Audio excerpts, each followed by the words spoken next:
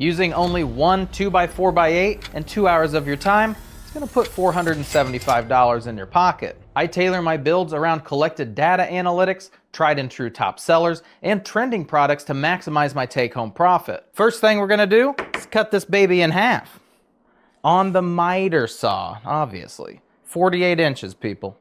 Why am I using the 13-year-old Cobalt when I have the saw of my dreams sitting in the box? Because I've checked. It's too big to go where my current saw is. It means I have to rework the entire bench. And we just simply do not have the time. We cut our 2x4s down to 48 inches because I'm going to be running them through the table saw. I set the fence to 3 1/4 of an inch to remove that rounded edge of that 2x4. And we only need to do this to one edge of the board. Then setting the fence to 1 1/2 inches, put that freshly cut edge up against there and run your boards through. Great question, chicken. Why did we spend all that time making 2x2 material? I like the nice, clean, sharp edges that we get by fabricating it ourselves. 2x2 material generally still has those rounded edges you find on 2x4s. And also, two 2x2x8s is not the same cost as one 2x4x8, generally more expensive. And sure, maybe it takes a little bit more time and there's some wear and tear on your equipment, plus the potential for that baby to kick back and blow out a window, but another option is to purchase a round dowel. Do you guys say dowel or dowel rod? People get mad when you say dowel rod. Let me know.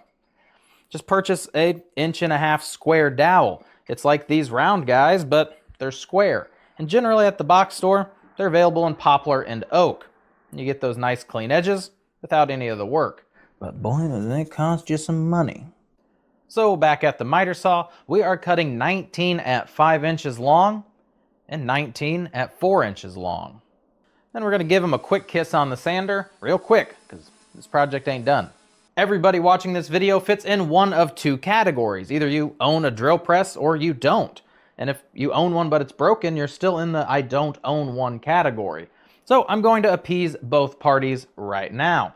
If you don't own a drill press, that's okay. Grab your cordless drill and a 1/16 of an inch drill bit. You're going to take your blocks of wood.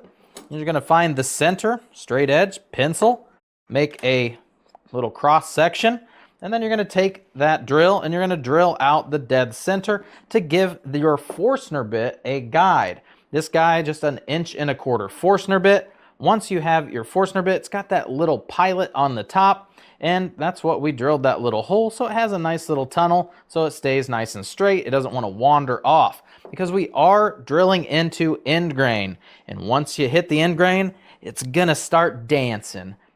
This is a no dance area. So drill out a small pilot, drill out your hole, and you're gonna end up with this. I just go the depth of my Forstner bit, right to where it has that little angle. It's real easy to see when it's spinning around. You're gonna do this to every piece of wood. And let's say you're fortunate enough to own a drill press, even if it's just a benchtop model, and yours happens to have the grounding prong still in the plug. Good for you. You're gonna take that 1.25 inch Forstner bit, you're gonna take your block of wood, and you're gonna set up one of these. All it really is just a couple pieces nailed down to a board that I have centered with my Forstner bit. So once I take this piece of wood, I pop him in where it needs to go. I take this little sliver of a paint stick, I wrap tape around it till it fit.